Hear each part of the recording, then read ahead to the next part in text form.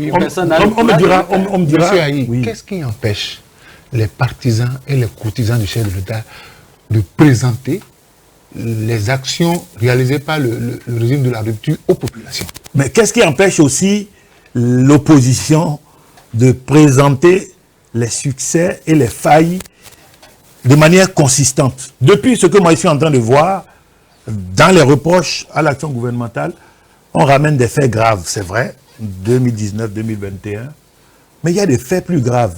Je vais vous faire une confidence.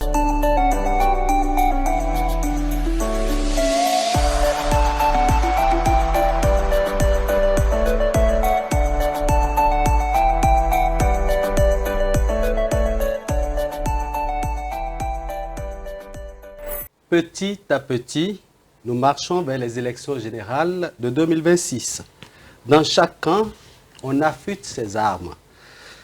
Et pour les plus fins observateurs, pas de week-end sans activité politique, notamment pour les plus grands partis que compte le Bénin. La démocratie béninoise fait son bonhomme de chemin, les partis politiques aussi. La réforme du système partisan est à l'épreuve du temps. Mesdames et messieurs, bonjour et bienvenue dans votre numéro de Free Speech qui reçoit aujourd'hui M. Virgile Aïe, observateur et analyste politique. Bonjour. Bonjour, M. Adibouchard. Avec moi sur ce plateau, Moïse Soudé. Moïse, bonjour. Bonjour à vous, Valentin. Bonjour à notre invité. Bonjour à tous ceux qui prennent la peine de nous suivre chaque fois. Bonjour, M. Soudé. 2026, opposition et mouvance à la loupe. C'est le thème de cette émission.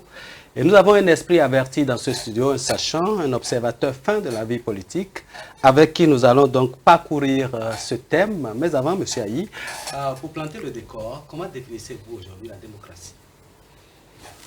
La démocratie, c'est une belle colle, hein, parce qu'elle varie des définitions de juristes, les philosophes et puis les épistémologistes.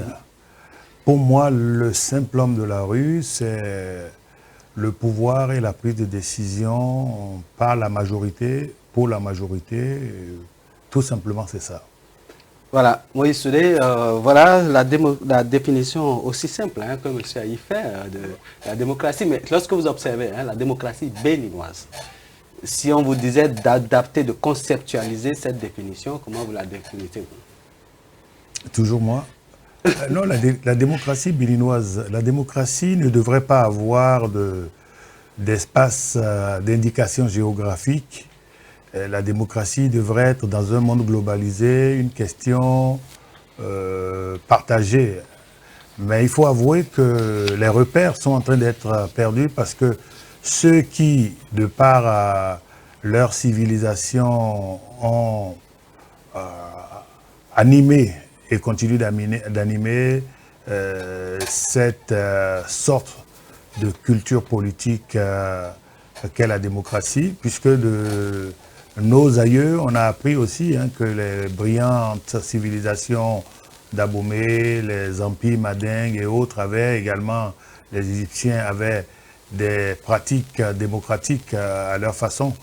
Mais il faut avouer que depuis quelques années, depuis la révolution industrielle, les pays occidentaux sont devenus les repères, les références, et nous nous confondons à aller vers leurs spécifications.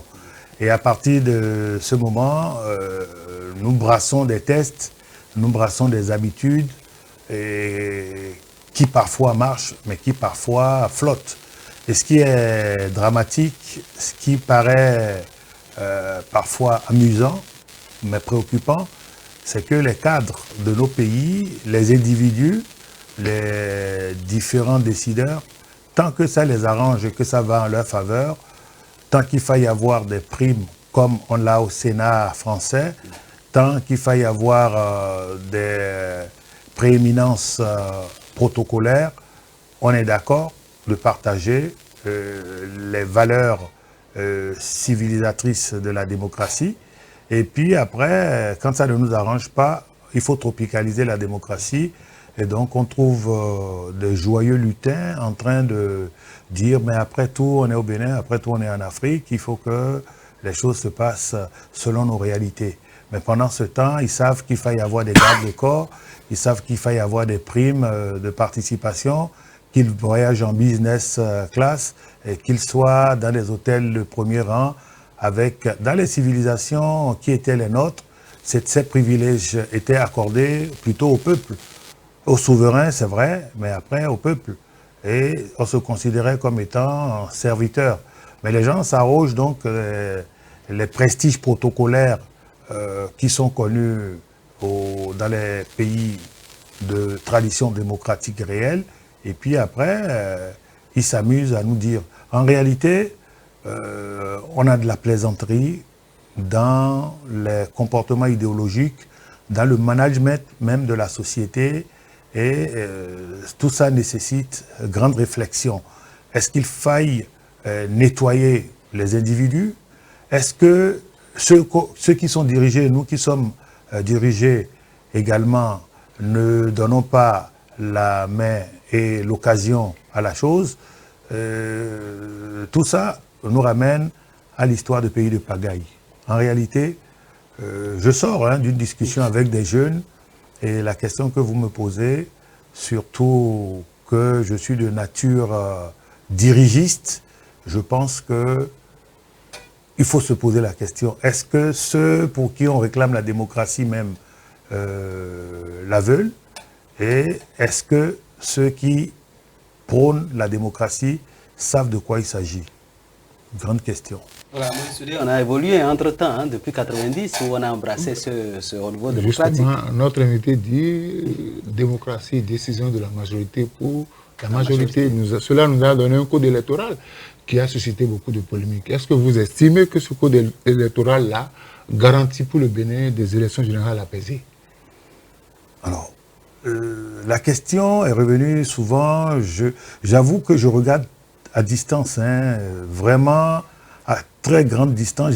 J'ai mis ce code électoral très loin de moi parce que pour le décortiquer, on pourrait y retrouver suffisamment de contradictions, suffisamment de failles.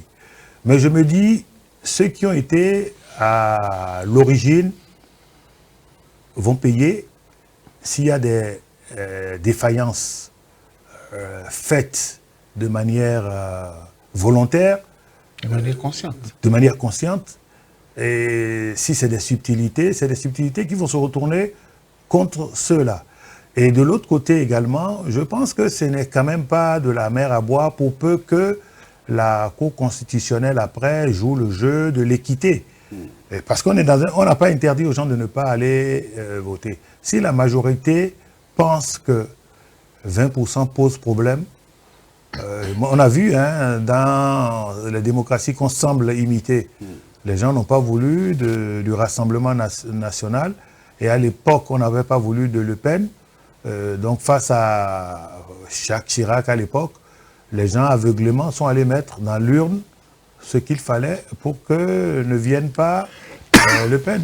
Donc si nous pensons que c'est une mauvaise chose cette affaire de 20%, comme on n'a pas interdit aux gens d'aller voter, et comme on n'a pas interdit d'avoir des candidats, c'est si on interdisait d'avoir des candidats dans tous les camps qui se réclament réfractaires au système ou en opposition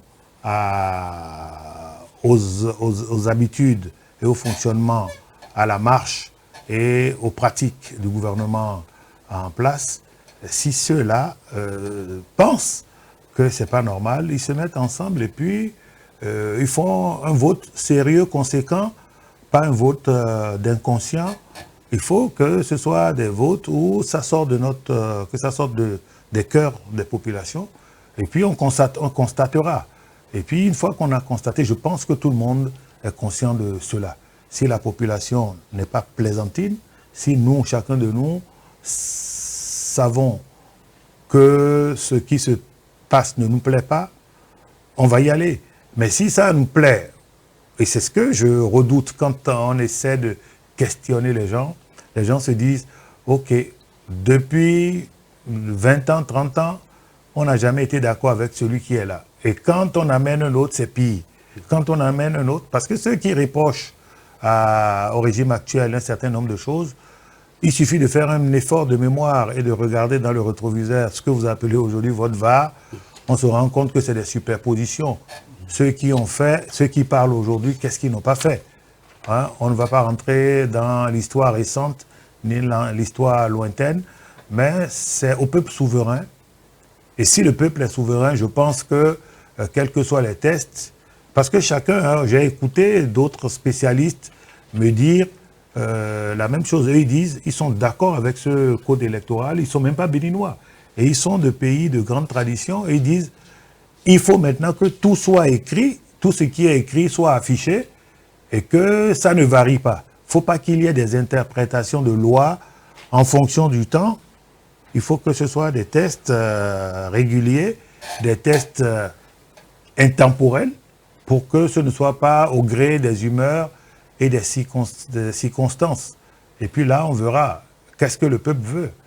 Parce que tout le monde, on connaîtra le nombre d'électeurs. Si on connaît le nombre d'électeurs et que les électeurs finissent, qu'on fait constater à chacun les sorties d'urnes, aux sorties d'urnes, les grandes tendances. Parce que ça aussi, dans nos pays, pour éviter des dérapages, on dit non, personne n'a le droit de publier ou de dire. Mais les gens, quand même, à la fin de ce qu'on a mis sur un bureau de vote, ils ont le droit de photographier le tableau et de voir, de dire, mon arrondissement tant, voilà ce qu'on a eu. Mais à condition aussi que la digitalisation n'amène pas des tromperies. Vous voyez, c'est beaucoup de problèmes. Mais est-ce que la souveraineté du peuple béninois n'est pas hypothéquée par le comportement des hommes politiques? La souveraineté est-ce que vous savez qui vous appelez le peuple béninois? Est-ce que vous pensez que ceux-là, ce ne sont pas eux qui... Est-ce qu'on les enchaîne pour aller applaudir ces chefs-là quand ils viennent? C'est ça le problème. Donc, si c'est hypothéqué et que tous les Béninois disaient on vote unanimement sur le territoire, qu'on n'est pas d'accord, vous pensez que les gens n'auront pas 20% partout? C'est ça la question aussi. C'est une question de détermination. Mais il y a l'aspect de l'analphabétisme du peuple qui ne sait pas lire les textes, qui ne comprend pas ce qui se passe en réalité. C'est ça le gros problème. Et si vous allez là, est-ce que vous êtes en train de me dire que nous allons mettre fin à ce mode de pratique de la démocratie et qu'on va aller sur les tables dans les villages et dire directement? Parce que les acteurs politiques ont le devoir dans leur circonscription de parler aux populations. Si les populations sont incapables du discernement, c'est foutu. C'est un peu comme moi, je dis, les élections qui arrivent ne seront pas l'affaire des partis politiques. Et ça, c'est clair, c'est un défi à la réforme du système partisan, parce que tout ce qui est en train de se passer nous ramène à la sociologie du Béninois. On a constaté qu'aucun parti, en réalité, n'avait suscité depuis la révolution, depuis 1972, les chefs d'État. Ce sont des individus qui sont portés par des groupes, des rassemblements, puis des partis s'intègrent. Et là également, on se rend compte de ce que, en tout cas pour le premier ou les premiers candidats qui se dessinent, ils n'étaient pas dans l'appareillage réel d'un parti, ils sont peut-être dans un système. Et si, du côté des démocrates, ça s'avérait ainsi, ça poserait un problème. Parce que déjà, on voit l'émergence, l'apparition de centaines de milliers de partis, de groupes de soutien, d'amicales et autres. Et ça m'amène aussi à me demander, est-ce que c'est l'analphabétisme réellement? Parce que ceux-là également, qu'on croit comprendre quelque chose, n'ont rien compris. Ils n'ont rien compris. Il y en a qui sont dans 5 mouvements de soutien différents et avec des aberrations qui me font craindre pour l'avenir de la jeunesse. C'est-à-dire qu'on a l'impression que le travail s'est arrêté, les jeunes ne veulent plus réfléchir.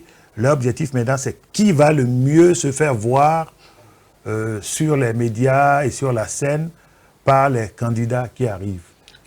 Alors, ça. À quoi auront servi les réformes du système partisan? Vous savez, on ne peut pas refuser le plus grand crime aurait été de ne pas essayer des réformes. Mais en essayant des réformes, il faut que les parties prenantes soient sincères. Parce qu'on a lancé les réformes, des gens sont en plein profitent de la réforme présumée, mais en réalité ne se retrouvent pas là-dedans, ne sont même pas du tout concernés. Et il y en a donc qui sont là et qui sont de vrais Ponce Pilate, et il y en a aussi qui n'y comprennent rien. Mais sinon, la réforme partisane en soi n'est pas mauvaise.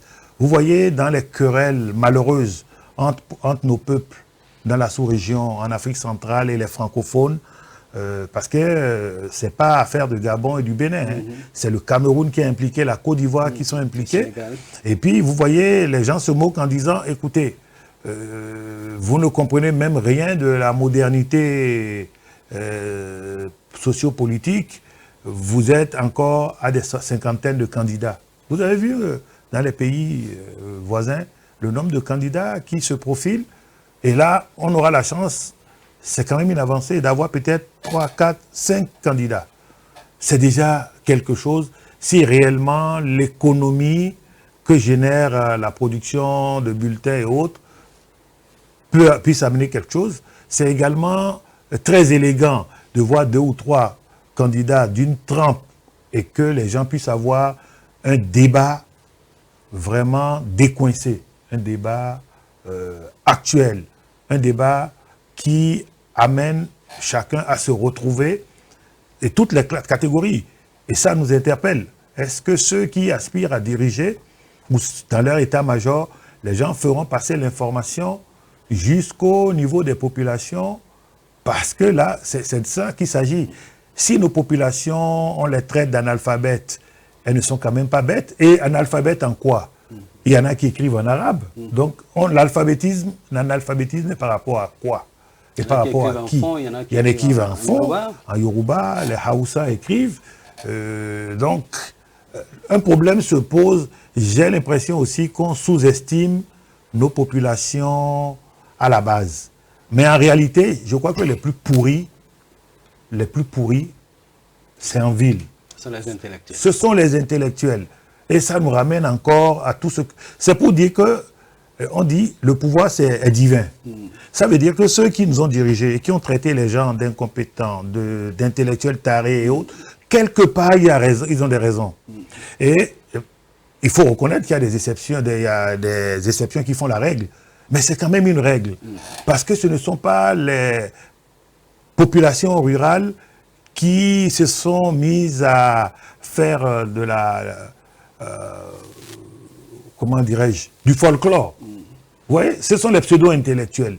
Vous voyez, docteur de ci, professeur de ça, grand administrateur de ceci, et puis à eux se sont rajoutés tous ceux qui ne se retrouvent dans rien, et qui n'ont jamais rien fait, et qui attendent simplement que le système passe et qu'on commence à leur passer des commandes de rideaux, de paperasses et autres, alors que le système a tellement avancé avec la modernisation de l'administration.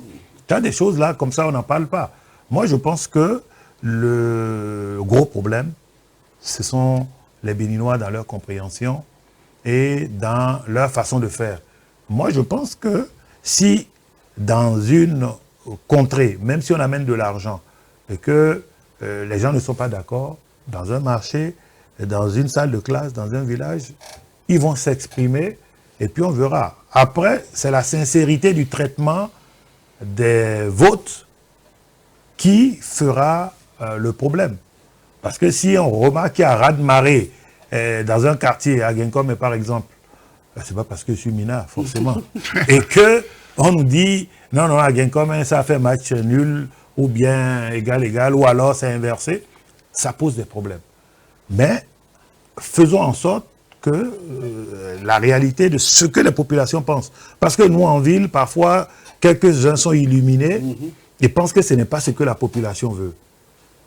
Et on pense à la place de la population, après la population nous prend à contre-pied. La réforme, donc, a échoué pour une partie, et pour une autre, a permis d'avoir réellement... J'ai l'impression même que les acteurs de la réforme n'ont pas travaillé en intelligence avec l'équité. Ils n'ont pas été droits dans leur tête. Et après, ça les perturbe. Parce que ça prend un compte-pied. À partir de ce poste-là, est-ce que vous pensez que le candidat désigné de la mouvance pourrait conquérir le cœur des Béninois à la base? Le candidat désigné par la mouvance. Qu'est-ce que vous appelez mouvance? Il y a la mouvance opposante, la mouvance présidentielle, il y a la mouvance disonnante, il y a la mouvance dormante et la mouvance errante au Bénin. La mouvance présidentielle. Alors, la mouvance présidentielle, je pense que celui qui a été désigné, sans vouloir tourner autour du pot, n'est pas le plus mauvais des choix. Première chose, n'est pas le plus mauvais des choix. Le second aspect, c'est que je me surprends toujours à voir les Béninois dans leur élan et dans leurs décisions. La première des choses, ils essaient de voir, est-ce que celui qui est en face d'eux est attaché à des injustices ou pas? Le Béninois est très sensible à ce genre de choses. Deuxième chose, c'est autour des candidats. L'action, par exemple, du chef de l'État a eu des éclats, mais les lueurs, les ombres ont été activées, portées, générées, amplifiées par ceux qui sont autour de lui. L'opposition n'a rien fait réellement contre. Hein. C'est les comportements malsains, malveillants, parfois expressément faits. Autrement dit, le verre est dans le fruit. Le verre est dans le fruit, et c'est ça pour nous tous, Béninois. Notre esprit de béninoiserie qui nous lie et que Maître Dossou Robert avait évoqué il y a 30 ans, réapparaît. Parce que si chacun d'eux avait l'esprit de la démocratie, l'esprit de partisan, on aurait eu des dynamiques fortes au niveau des partis. Et les dynamiques fortes auraient amené des décisions ou de concertation, mais là, c'est des décisions qui se sont presque imposées. On voyait venir, mais c'est des décisions qui se sont presque imposées à la réalité des uns et des autres. Et on entend de temps en temps les gens dire au niveau des démocrates, par exemple, quand on va prendre Jean-Jacques ou Pierre, ça va se disloquer, ça va se fissurer. Mais la mouvance présidentielle aussi était, faut pas se raconter des histoires. La mouvance présidentielle était également dans ce cadre, et je crois qu'il y a eu une prise de responsabilité où on a dit, bon, prenons celui qui n'a pas de chapelle autant que les autres, prenons l'un d'entre ceux qui n'avaient pas. Parce que si vous voulez, hein, si vous aviez 3 heures ou 4 heures, on va disséquer chaque parti. Et on va parler des chapelles qu'il y a dans chaque parti. Et à partir des chapelles, vous verrez les rapports de force et vous comprendrez qu'en prenant celui-là ou celui-là, on a beau dire de faire. Moi, j'ai vu pendant les législatives, vous avez été témoin où un tenant, un influent de la mouvance présidentielle, parce qu'il n'a pas mis dans son attelage tel ou tel, ils sont allés dans les partis partenaires, mais concurrents. Ou de l'autre côté, où ils ont fait semblant d'être présents, mais ils ont envoyé leurs moyens. Ce sont des réalités. Et c'est la réelle politique, mais malheureusement faite dans des esprits bas. Vous croyez que cela ne se reproduise en 2026? Si je crains, moi, vous savez, ce que je souhaite, c'est que 2026 soit une fête. Que 2026 reflète que les Béninois ont avancé, ont compris quelque chose. Parce que regardez autour de nous, c'est la guerre qui menace. Quand j'entends des gens dire le Bénin n'est pas concerné, on n'a pas 1 millimètre de carré, truc là. Le territoire togolais, le territoire du Nigeria, le territoire du Niger, du Burkina, du Soudan, c'est l'Afrique. Donc c'est nous tous qui sommes partie prenante. Et quand ça commence par là, ou alors quand ça commence dans nos familles, dans nos villages, c'est toujours un problème. Donc il faut qu'au terme de ces joutes de 2026, et déjà de c'est 2026 toujours, même si c'est les législatives, qu'on se rende compte de ce que il y a eu des témoignages en faveur de ce qui a été fait. Moi, je pense que les politiques de tout bord, je les appelle les politiciens. J'ai un ami qui m'a dit ne nous appelle plus politiciens, mais c'est des politiciens, ce n'est pas des politiques pour la plupart.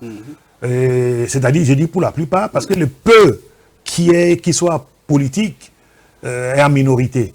Donc les politiciens, j'ai l'impression que le jeu est pris pour soi, ses intérêts, et puis je cache après la réalité de ce que je pense, parce que j'ai peur de me faire taper là-dessus. Et celui qui gère la mouvance présidentielle, c'est le chef de l'État. Et s'il parle et que des gens disent « moi je ne suis pas d'accord », il va avoir en face de lui des rapports de force quand même. Chacun de nous, à un niveau bas ou élevé, a eu à le côtoyer. Mais le service qu'il nous pas rendu, c'est que les vraies choses qui ont été réalisées, ils n'ont pas eu à dire.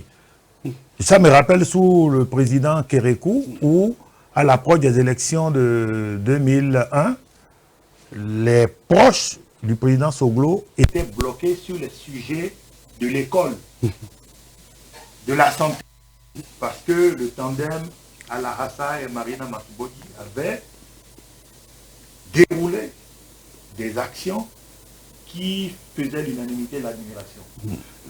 La réforme de la fonction publique de l'administration, c'est formidable sous le régime actuel. Je n'ai pas vu les partisans vendre ça.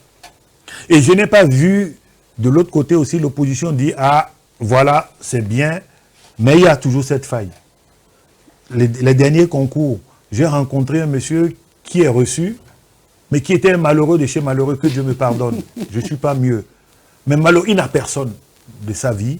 Il est allé composer et il se retrouve admis et se retrouve dans la plus célèbre des régies financières venues de nulle part. Vous voyez, avec son parcours, ce sont des choses à saluer. Mais je pense que ça n'arrange pas tout le monde. Et c'est pour ça que ni les partisans, ni les autres n'ont fait. Je donne un autre exemple, qui est un talon d'Achille, et où les gens, s'ils sont sérieux, ils vont parler, c'est l'enseignement supérieur. Et l'enseignement en général, où on a battu en brèche les questions de grève, que ce soit bien ou pas. En tout cas, les enfants vont à l'école.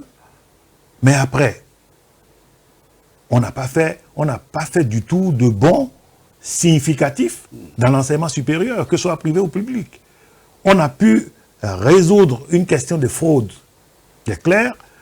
On est parvenu à faire asseoir certains décideurs, donc le gouvernement, pour prendre certaines décisions par le ministre et par le CNE. Tout le monde se parle. Mais dans le feu de l'action, les réactions... Vous imaginez, on a mis 8 ans pour faire des tests. On a mis 8 ans pour faire des tests. On me dira, non, ça a commencé il y a 3 ans. Il y en a qui disent, monsieur Aïe est trop pressé. Mais il faut suivre celui qui nous a fait confiance en nous mettant là. Je me souviens de ce qu'au début, le conseil des ministres durait 8 heures. Le président Patrice Talon était malade. Il en était malade. Il dit, mais pour prendre des décisions, on va faire 8 heures de conseil des ministres pour dire quoi? Alors qu'il y a des conseils qui préparent les conseils et donc, ils en sont arrivés à 30 minutes et les contenus des conseils des ministres ne sont pas aussi vides qu'on l'aurait pensé parce que c'est filtré, c'est amusé. Ce sont des choses qui font avancer. Donc, quelqu'un qui va à ce rythme, quand il y a eu la question de faire une réforme au niveau de l'autorisation de l'Assemblée nationale pour les ratifications, et les gens qui ont bien écouté étaient moitié pour et moitié contre.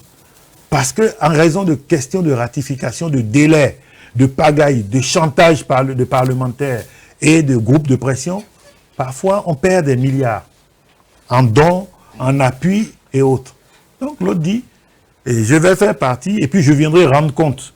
Si ça se gère mal, jugez-moi, sanctionnez. Donc il faut que les gens aient le courage de sanctionner celui qui leur a quand même donné l'opportunité. On me dira, Monsieur Aïe, oui. Qu'est-ce qui empêche les partisans et les courtisans du chef de l'État de présenter les actions réalisées par le régime de la rupture aux populations? Qu'est-ce qui empêche Mais qu'est-ce qui empêche aussi l'opposition de présenter les succès et les failles de manière consistante? Depuis ce que moi je suis en train de voir, dans les reproches à l'action gouvernementale, on ramène des faits graves, c'est vrai, 2019, 2021, mais il y a des faits plus graves. Je vais vous faire une confidence.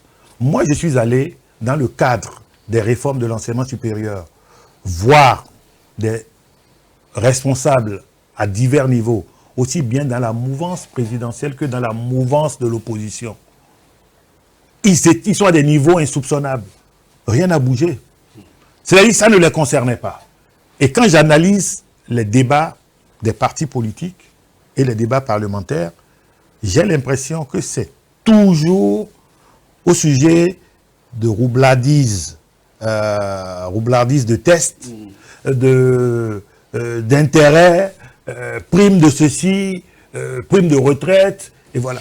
Je n'ai rien vu qui soit des débats sérieux. Heureusement, après, on voit à la fin qu'il y a eu quand même telle loi, parce qu'il y a des lois sérieuses, hein, des lois intéressantes. Je donne l'exemple, hein, beaucoup ne sont pas d'accord avec moi, d'avis avec moi, mais la loi sur l'emploi dans... La loi sur l'embauche. Vous voyez, vous avez des gens dans des entreprises, mais c'est tuer l'entreprise. Les gens, ils viennent, ils font comme ça, tout doux, comme des saints, vous les déclarez, ils sont là, et puis après, pouf, je n'ai rien contre les femmes, hein. J'adore ma mère, j'adore mes soeurs, j'adore tout le monde, mais elles deviennent des reproductrices. Je suis désolé, hein, que les gens ne pensent pas que je suis... Et elles n'avancent pas, alors que dans les tests même, c'est prévu des formations, des avancements, ce n'est plus leur problème. Et d'autres, et ça c'est surtout à la fonction publique qu'on voit, éternellement absents, congé, maladie, repos. Ils ont tué la fonction publique. Et aujourd'hui, quand les stratèges vous parlent, ils disent toutes les administrations publiques africaines vont disparaître d'ici 2030. Elles vont disparaître. Et les gens seront obligés de prendre comment dirais-je, des gens pour faire à la place. Hein, les collaborateurs extérieurs, par exemple. Les collaborateurs extérieurs, vous savez, ça s'est fait aux États-Unis depuis 60 ans. Ah oui, depuis. Vous savez, vous avez appris, hein, la gestion en Irak, en Arabie Saoudite et autres, c'est des concessions qui ont été données à des gens, j'essaie de me rappeler les noms, mais des contractors. C'est ça. C'est le New Private Management qui permet de faire ces choses-là. Mais nous restons assis et même les syndicalistes, parfois, c'est de bon ton, en fonction du camp où on est, mais il est de bon ton de voir qu'est-ce qu'on gagne, qu'est-ce qu'on perd. Hein? Aujourd'hui, personne ne voudra, c'est comme la fiscalité. À un moment donné, c'était tellement dur pour rencontrer les responsables des impôts, c'était la croix et la bannière. Mais depuis un moment, vous voyez, même les partis politiques la dernière fois sont allés discuter avec le DG des impôts et on a vu le communiqué qui est passé. Donc, il y a quand même des souplesses, il y a quand même des choses sur lesquelles il faut maintenant appuyer sur la véracité. Quand on nous dit les titres fonciers sont automatiques et que pendant 6 mois on voit que sur la plateforme n'a jamais marché, on doit pouvoir dire. Mais si ça a marché, on doit pouvoir également dire. Et c'est à force de faire cet exercice que nous allons asseoir une vraie démocratie, parce qu'il y en a qui pensent aussi qu'ils ont la science infuse, la force totale. La vraie force vient de Dieu. Ça va suivre rapidement cet élément, on revient. C'est ici que Nestor Wadaï, de vénérer mémoire, a travaillé à la fondation du parti. Le sort, le destin, les esprits, les esprits constellés ont tellement bien agi que c'est aujourd'hui le jour de l'anniversaire de sa disparition que nous vous recevons. 2026 est la première épreuve du système partisan. Monsieur Ayi, 2026 c'est la première épreuve du système partisan, vous êtes d'accord? Oui, peut-être, hein, parce que c'est quand même un événement un événement majeur. En 2023, déjà, on a essayé, on a commencé déjà par mettre en œuvre le code électoral. Oui, mais est-ce que vous pensez, on a dit majeur, hein, en 2021, en 2023, le code électoral, mais on voyait venir les positionnements. Là, ce qui est arrivé nous amène à ne plus oser dire que sur les positionnements des législatives, des municipales, ce sera Jean-Jacques ou Pierre. Ça craint. Moi, je vous avoue que ça devrait faire réfléchir et personne ne devra plus dire qu'il est le grand baobab avec titre foncier sur telle circonscription électorale ou pas. Ça va chambouler. Est-ce que vous avez, lorsque vous regardez, hein, quelles sont les chances de la mouvance présidentielle de continuer donc par s'imposer sur l'échiquier? De continuer par s'imposer, ça voudrait dire que la mouvance présidentielle s'imposait déjà. Elle est à la majorité. À tenir compte des oui, d'accord. D'accord. C'est un peu trop tôt, hein, c'est un peu trop tôt. Ça dépendra d'abord de l'agilité et de l'habileté à vendre réellement les succès, parce qu'il y en a, et à justifier les échecs. Mais si on ne le fait pas et qu'on fait croire que tout est rose et qu'on jubile, ça peut poser des problèmes. Et également, hein, il faut se dire que il sera important qu'il y ait en face du répondant une vraie opposition, parce que en matière d'opposition, on en connaît qui sont réellement engagés, et réellement, et rien ne peut les amener à faire volte-face, ni les millions, ni les milliards, mais il y en a beaucoup qui sont de simples prétentieux, et puis d'autres hein, qui sont des opportunistes. Il faut qu'on se le dise. On en a dans tous les camps, des plaisantins, des arrogants. Hein, des arrogants. À la veille des élections, vous êtes élu ou aspirant à une élection et vous avez des discours politiques, des discours publics d'arrogance, de haine. Ça va peser dans la balance. Et je pense que c'est le moment pour les populations aussi de démontrer qu'elles ne sont pas là pour subir. Parce que si la population court après les sandwichs et les autres, comme l'avait dit il y a quelques années Radio France Internationale en nous insultant, en disant pendant les meetings, alors que ce sont les populations même qui, venant aux campagnes de Sébastien Adjavon et du candidat de l'époque, Patrice Talon, avaient préparé leur repas, et les autres ont dit, oui, mais tout est artistique, c'est de 2 ou 3 sandwichs qui pouvaient faire balancer les choses, et puis tous leurs sondages sont passés à l'eau. Et puis on a vu la suite. Donc aujourd'hui, il sera difficile de faire des projections, mais théoriquement, dans un mois, on pourra avoir une vision très nette, presque nette, de ce qui pourrait arriver. Ce qui pourrait arriver si tout allait dans la logique des choses qui veut que nous soyons tous justes et que les règles du jeu soient suivies sérieusement de part et d'autre et qu'il n'y ait pas de tentation de l'un ou de l'autre de tordre le cou à la règle. On verra clair dans un mois, parce que après, c'est vrai que c'est jusqu'en avril. Mais ce qui va se passer aux législatives va largement influencer. Parce que c'est la première fois où les deux sont jumelés. Et l'influence des législatives va se reporter. Vous savez, c'est un petit test. Hein.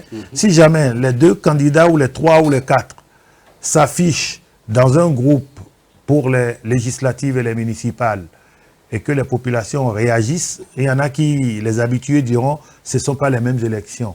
Mais là, c'est les mêmes mentors. Ce sera déjà précurseur de ce qu'on aura. Et puis, il faudra, comment dirais-je, affiner un peu plus la lecture. À 2 mois des élections, on connaîtra la réalité. Oui, vous avez parlé un peu d'arrogance, de plaisanterie au niveau des hommes politiques. Mais on constate que depuis un certain temps, une série d'accords de gouvernance. Quelle lecture vous en faites? Alors, les accords de gouvernance n'ont rien à voir avec l'arrogance. Hein. L'arrogance dont je parle, c'est des élus que vous voyez sur le terrain en train de venir quémander, négocier la voie, mais avec des discours orduriers, de suffisance. Voilà quoi, pas de respect, et ça devient récurrent. On a vu les premières fois, les deuxièmes. J'étais tellement choqué qu'entre-temps, j'avais fait l'amitié d'en parler à un ami. Bon, mais ils n'ont pas écouté, et puis on a vu les résultats. Il faut avouer que les organes de contrôle des élections jouent leur rôle. Il ne faut pas se leurrer. Quand on a vu les scores de certaines villes, on a vu que vraiment la machine a fonctionné. Et là maintenant, les accords qui se font, c'est prévu par les tests. Mais on ne peut pas ne pas, en tant que Béninois, dans sa fierté de nation, de tradition intellectuelle, on ne peut pas ne pas dire certaines choses. Moi, tout est parti de l'alliance du PRD avec l'UP de l'époque. Pour ceux qui ont fait des écoles de sciences politiques ou qui ont fait un peu la révolution, nous on a été des pionniers à la révolution, on a porté les trucs de scout, formation au camp, la marche, comité de défense de la révolution. Il y en a qui n'aiment plus entendre ça, mais c'est dommage. On ne peut pas jeter le bébé avec l'eau du bain. Il y a eu beaucoup de choses qui ont réveillé l'attention des Béninois, mais les petits bourgeois n'acceptent pas ce langage. On ne peut pas, on connaît le président Humbedji. Le président Humbedji, dans sa fierté, de sa hauteur, de son parcours, a été un libéral bon teint. Il ne s'en cache pas. On connaissait sa proximité avec le RPR français, etc. À côté, on sait d'où l'UP est venu. L'UP, c'est la petite fille de l'Union fait la nation et des autres partis révolutionnaires phares à la FIA et autres, de tendance de la social-démocratie. Donc on ne peut pas faire ce tâtelage. C'est-à-dire, j'en étais malade. Et pourtant, c'est mes grands amis, mes frères et sœurs qui étaient aux commandes. J'ai dit, mais comment est-ce qu'on peut... Bon, ok, c'est la négation de tout ce qu'ils ont appris en sciences politiques et de nos réalités. Mais le Béninois lui-même est où? Le Béninois, on est profondément communautaire. On est profondément communautaire. On ne peut pas nous enlever ça. Donc, on est très proche de la social-démocratie.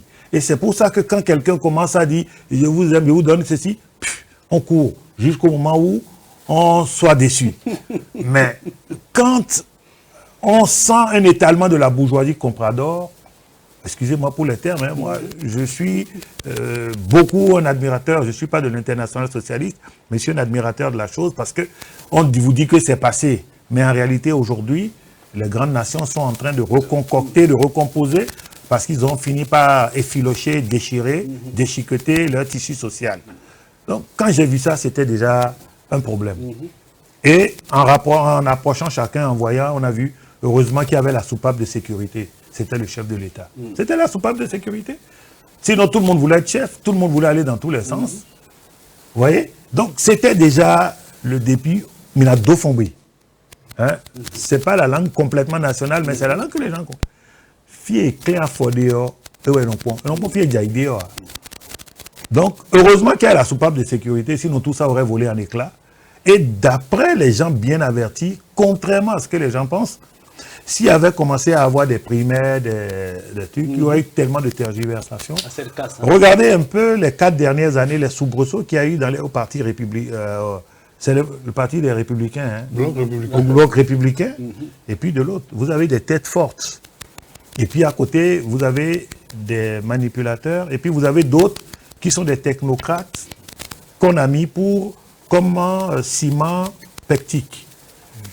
Mais après, les ambitions, les humeurs, tout aurait volé en éclats. Je pense que le meilleur qui ait pu arriver, c'est qu'une soupape de sécurité ait dit tant.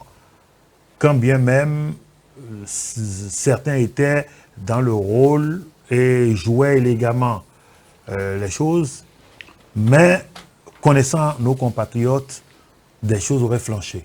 Il faut se dire la vérité. Tout le reste, si vous prenez dans le cœur de chacun, de chaque tendance patriotique, les gens vous diront, oui, voilà ce que je pense. Et on est allé plus loin. On a fait des lectures de visages et le suivi des profils les profils faciaux, pendant les derniers jours, les déclarations, les mouvements et autres. Si vous voulez qu'on vous fasse un rapport, donc un relevé de ça, ce sera la débandade. De toute façon, vous savez mieux, vous êtes plus avertis que nous par rapport à la question. L'accord de gouvernance qui a le plus surpris tous les Béninois, c'est avec la FCBE. L'accord de gouvernance avec la FCBE n'a surpris personne. Vous avez été surpris? Personne n'a été surpris. Il faut dire la vérité. Personne n'a été surpris. Mais il est regrettable. Il faut le dire et l'assumer. On n'a pas l'impression de ce que la modernité que le président Patrice Talon veut asseoir au Bénin fonctionne. C'est-à-dire qu'il aurait voulu que les choses soient d'une finesse. À un moment donné, on a vu rapidement passer un petit mot. On essaie de discuter, de trouver un point d'entente, mais on n'est pas de vrais amis, on est des concurrents. On a entendu après le président de l'UPR le dire. Et ça veut dire qu'on aurait pu... C'est-à-dire qu'on peut ne pas être des mêmes bords. Hein. Vous avez vu, j'ai donné l'exemple, sous Jacques Chirac, devant le risque du Front National, où la gauche, la droite, l'extrême gauche et l'extrême... Tout le monde s'est mis ensemble. Donc il faut dire sur quelle base. Mais certains partis, en tout cas certains groupes, ont fini de ternir l'image de cette belle réforme. Moi, je pense que la réforme, elle est belle. Ce sont quelques points inexpliqués ou inexplicables qui rendent regrettable la chose. Et dans la mise en scène, quand les scénarios ne sont pas bien étudiés, ça donne l'impression qu'on prend les Béninois pour ce qui ne devrait pas être. Et je pense, en tout cas, je suis convaincu que les gens ne rendent pas compte, ne rendent pas service au rêve de Patrice Talon. Vous savez, le rêve de Patrice Talon, quand on le lit, j'ai écouté avec les jeunes, un peu, c'est-à-dire, lui, dans sa tête, il veut faire quoi, ou il veut que tout le monde voit que tout est beau, en sachant que c'est difficile. Maintenant, le peu qu'on arrive à faire de beau, faisons-le élégamment. Est-ce qu'on avait besoin de faire asseoir les deux gros partis et puis dire FCBE vient... En tout cas, même pour les partisans, j'ai écouté beaucoup de commentaires de la part des partisans. Ils n'en reviennent pas, ils n'expliquent pas, ils ne s'expliquent pas la chose. J'aurais mieux vu le RN venir, Moëlé venir, que de voir le précédent leader de l'opposition venir. C'est un scénario, je dis ça n'honore pas le président Talon. Voilà. Franchement, tout ce qu'il fait pour donner, impulser le gentleman style, là, je crois que c'est battu en brèche. Autrement dit, ceux qui l'accompagnent ne comprennent pas bien là, ce qu'il veut. Oui, le point est prêt. Je ne peux pas dire, c'est un monsieur qui va trop vite. Donc si on est avec lui et qu'on ne peut pas aller à son rythme, ou on est un incapable, et on se met à côté, ou alors on ne veut pas. Moi, je ne peux pas aller à son rythme. Et vous avez vu, beaucoup de gens sont très proches de lui, des parents, des amis, mais ne rentrent pas directement dans son système Parce que le rythme où il te demande d'aller, et on a vu, hein, il y a beaucoup de dirigeants comme ça, même la Chine, ou à Kofeng, pour passer à la révolution, la partie où la Chine est devenue ultra-libérale, les gens ne pouvaient pas, les gars du Parti communiste ne pouvaient pas le suivre. C'était pourtant ses alliés, et ils ont dit, bon, écoute, on garde la maison, et puis va faire ce que tu peux faire. Donc, il ne faut pas que les gens transparaissent, apparaissent. Peut-être que les gens ne comprennent pas ce qu'on est en train de dire, hein, sur ce plateau, mais c'est essentiel. Le brouillard autour, parce que je vois l'Amazone derrière notre tête, hein, dans ce que vous avez dit, le brouillard devant tout ce qui devrait être un embellissement et réel se fait par les partisans présumés. C'est ça, les semblants de partisans. Les gens n'ont pas compris ce qu'il faut. Est-ce que c'est ce brouillard-là qui empêche l'opposition depuis de désigner son duo? Alors, on est tous des Béninois, donc on partage les tares communes. Ce qui se passe de l'autre côté se passe aussi de ce côté. Il y a des gens qui disent, bon, le président Yahi veut mettre son enfant. S'il met son enfant, nous on n'est plus là-dedans. Après, on dit non, ce n'est pas son enfant, il va mettre tel. Mais si c'est tel, aujourd'hui, il faut faire des calculs tactiques. Et je pense que les démocrates aussi sont en train de mener une stratégie. Hein. Je suis certain. Ils savent à peu près déjà. Ils vont calculer, comme je dis, l'impact d'implosion possible en fonction de qui. Parce que c'est une implosion aussi. Hein. Si c'est mal fait, le casting, c'est une implosion qui va arriver. Mais en dehors de ça, je crois comprendre aussi qu'ils veulent régler un certain nombre de problèmes. Le problème des quitus, si tout le monde a son quitus, et qu'on dit maintenant c'est parmi vous que... Mais si vous n'avez pas les quitus et que vous y allez, alors que vous reprochez, vous-même vous avez déjà reproché à vous vis-à-vis, à l'administration de faire de la rétention, après on vous dira que on a retenu le quitus parce que c'est tel. Donc je pense qu'ils sont en train de faire de la stratégie, et puis on est dans un jeu d'échecs, hein. On est dans un jeu d'échecs, mais aussi là, il y a le niveau du débat. En réalité, tout est au niveau du débat. Et j'ai l'impression que le niveau du débat était plus élevé en 2016.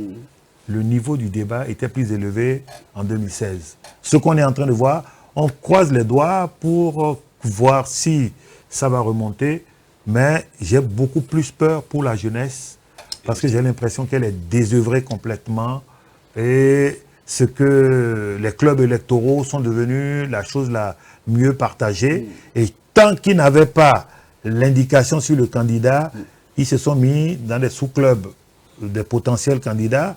Et quand ils ont vu les principaux, ils se mettent quand même là, mais ils se remettent en sourdine sous d'autres. Et puis, on a l'impression que la jeunesse se cherche. Pour 2026, si on vous demandait de dresser le profil de celui qui pourrait être le président du Bénin, que diriez-vous? Alors, 2026, il faut que ce soit un président solide. Président solide, comment?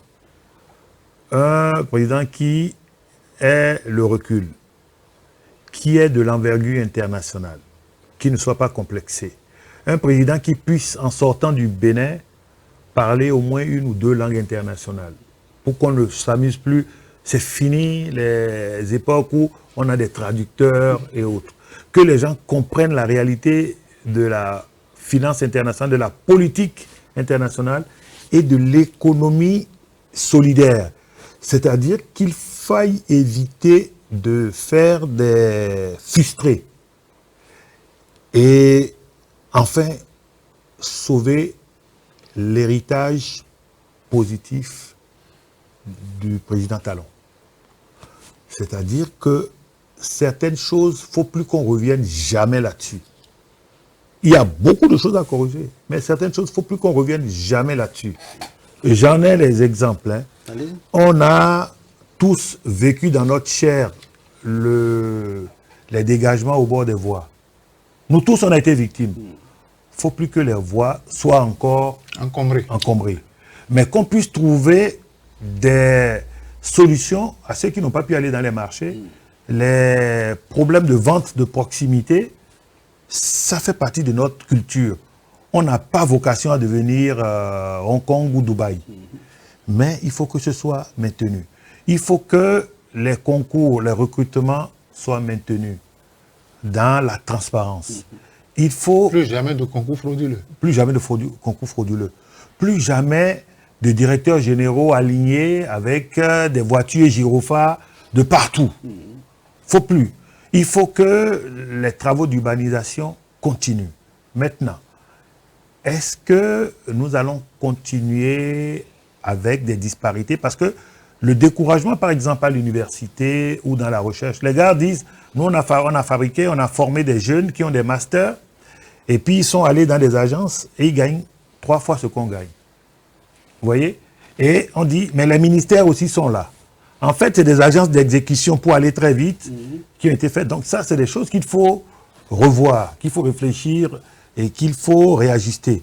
Il faut forcément qu'on garde la vitesse à laquelle la réforme de la fonction publique est en train de se faire. C'est important. La digitalisation, il faut qu'on y aille. Vous voyez, au niveau de la défense, la prestance de nos soldats. Le Bénin a toujours été humble, mais toujours bien apprécié. Vous savez, à l'époque, sous le président Kérékou, des pays comme le Gabon avaient déjà 10-15 généraux. Donc des gens qui sortaient 20 ans après vous, sont généraux 10 ans avant vous, ou vous ne l'êtes jamais. Donc je pense que ce calcul méticuleux est en train de se faire. On n'a pas de prolifération dans les avancées de grades et autres. Et il faut par contre que les étranglements législatifs mis en place pour inhiber l'action populaire, l'action de militantisme, soient réglés. Il faut que ce soit réglé. Il faut également qu'on continue cette façon citoyenne de gérer les questions fiscales. Avant, les inspecteurs des impôts, quand vous les voyez, c'est comme si c'était des policiers qui venaient. Aujourd'hui, vraiment, c'est détendu. Et puis ça se discute. Et ça, il faut reconnaître aussi qu'à l'Assemblée nationale, ça, on les critique, mais à l'Assemblée nationale, il y a eu des efforts, les 2-3 dernières mandatures. Il faut que ça se revoie. Et il faut que les questions de sécurité soient transparentes. C'est-à-dire que s'il y a un problème, qu'on l'évoque et qu'on dise aux populations. Il ne faut pas que les populations soient surprises. S'il y a eu des vols à Calavi, tout le temps vol à mer, mais on prévient la population. Ce n'est pas qu'on fait de la publicité aux voleurs, aux brigands. Non, on dit à tout le monde, écoutez, voilà. Et c'est comme ça qu'à des moments donnés, des jeunes s'engagent en disant, Monsieur le Président, nous on veut devenir des volontaires pour combattre. Voilà, très rapidement votre mot de fin. Alors, mon mot de fin, on a fini déjà? Oui, c'est vite passé le temps. Ah oui. Alors, mon mot de fin, c'est de souhaiter le meilleur pour notre pays et que la dynamique de développement et de progrès, parce que c'est le développement et le progrès qu'il faut souhaiter dans une ambiance fraternelle. Que ceux qui pensent qu'ils ont mis le tour dans leur sac pour faire tourner le peuple, que ça s'arrête. Et que la population aussi, celle pour laquelle certains se battent héroïquement, il y a des gens qui ont déjà leurs moyens, mais qui se battent héroïquement pour la population, mais la population ne prend pas à telle enseigne que vous avez des gens qui disent, si c'est pour cette population, vaut mieux garder son énergie. Vous voyez, que les gens comprennent un peu plus au-delà. Que les gens arrêtent de dire, oui, on a fini, on n'est pas allé à la fonction publique. Tout le monde ne peut pas aller à... Je vous dis que c'est programmé. En 2030, les fonctions publiques, les administrations publiques vont s'effondrer complètement. Si ce n'est pas complet en Afrique, en tout cas en Occident, c'est déjà programmé. Et il faut que nous devancions les choses et que nous prenions conscience que chacun va porter les responsabilités de ce qu'il aurait eu à faire. Moi, en tout cas, je vous ai dit tout à l'heure, on a eu des avancées, mais on a eu des retards dans les domaines dans lesquels nous intervenons. Nous en portons la responsabilité, mais nous pensons que les gens n'ont pas été transparents et loyaux avec le chef de l'État. Et il faut donc, avec ceux qui vont venir, on met toutes les cartes. Mais les gens vous disent on a peur. On met toutes les cartes. Mais si on est en train d'avancer, voilà, et voilà, et voilà là où on est bloqué. Voilà ce que moi je voudrais dire. Et on souhaite pouvoir, dans un mois, revenir face à face et nous dire voilà ce qui est en train de se dessiner. C'est vrai qu'il y a une loi, je crois, qui interdit de faire des sondages sans passer par la direction du ministère du plan. Je pense que ce sont des choses à revoir. Voilà. Dans tous les pays, aujourd'hui, les enfants s'amusent même dans leur salon à déployer des intelligences artificielles pour le faire. C'est vrai qu'il ne faut pas publier en désordre. Quand vous avez des données, il faut peut-être expliquer les moyens par lesquels vous les avez obtenus et que ce ne soit pas des tracts, que ce soit porté par une structure sérieuse, un cabinet. Les cabinets, aujourd'hui, il faut qu'on arrête d'étouffer les choses comme si on était en 1923. C'est terminé. Parce qu'ils vont le faire, mais malheureusement, ce qui nous arrive, c'est que même les travaux de recherche que les Africains font, au Bénin ici particulièrement, sont récupérés et sont publiés par d'autres universités, d'autres chercheurs. Et on est là parce qu'on n'a pas le courage sur les dégâts du coton, de la désertification. À un moment donné, autour des années 2014-2015, on nous a dit qu'il ne faut pas publier les travaux. Les gens ont publié ailleurs. Et ça a permis, oui, et ça a permis à ceux-là de venir vers nous maintenant pour les solutions de réparation, les remédiations. Alors qu'on aurait pu faire les remédiations nous-mêmes. À l'interne. Merci. C'était donc Virgile Ayi, il est analyste politique, observateur de la vie politique béninoise. Merci à chacun et à tous et à la prochaine.